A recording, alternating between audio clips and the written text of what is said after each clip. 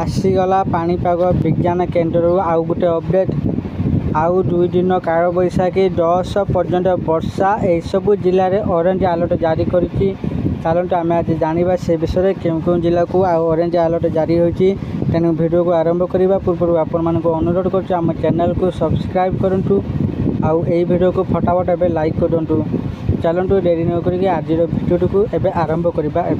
आसंता 2 दिन मध्य ओडिशार विभिन्न जिले में बिजुली घड़घड़ी सह झटका पवन और कुआपथर वर्षा हो पारे। एबे एक ट्रफ लाइन गांगेय पश्चिम बंगर उत्तर अंश उपर थिबा घूर्णिबलय ठारू उपकूल ओडिशा दे उत्तर उपकूल आंध्र प्रदेश पर्यंत समुद्र पतन ठारू 0.9 किलोमीटर उच्चरे अवस्थित रही। एथिस उत्तर उपकूल ओडिशा उपर समुद्र पतन ठारू 3.1 किमी उच्चरे एक उपर वायुमंडल स्तरीय घूर्णिबलय सृष्टि होती। प्रभाव में कालबैशाखी प्रभाव लगी रहा। सोमवार सकाळ सुधा मयूरभंज कोरापुट मालकानगिरी जिले में गोटे 2टी स्थान में बिजुली घड़घड़ी सह प्रबल वर्षा और झटका पवन बेग घंटा प्रति 50 ରୁ 60 किलोमीटर रही ऑरेंज वार्निंग जारी होती। उपकूल और दक्षिण ओडिशा जिला गुड़िकर मध्य कालबैशाखी प्रभाव रहिबा परवर्ती 24 घंटा मध्य उत्तर ओडिशा समेत गजपति जिले में कालबैशाखीर प्रभाव अधिक रहिबाकु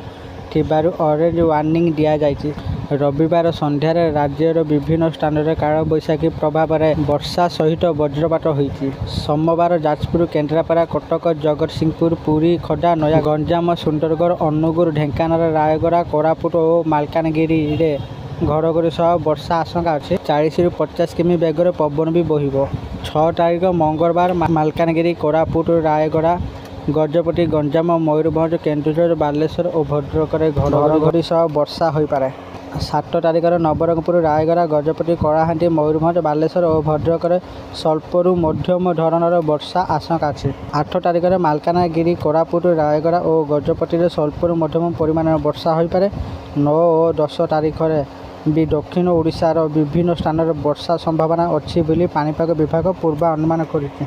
आशा करुच्ची आपण मानक यही भिडियोटी निश्चित भाव में भल लगे। जब आपण मानक भिडियोटी भल लगे दयाकोरी भिडियो को लाइक शेयर और कमेंट करूँ।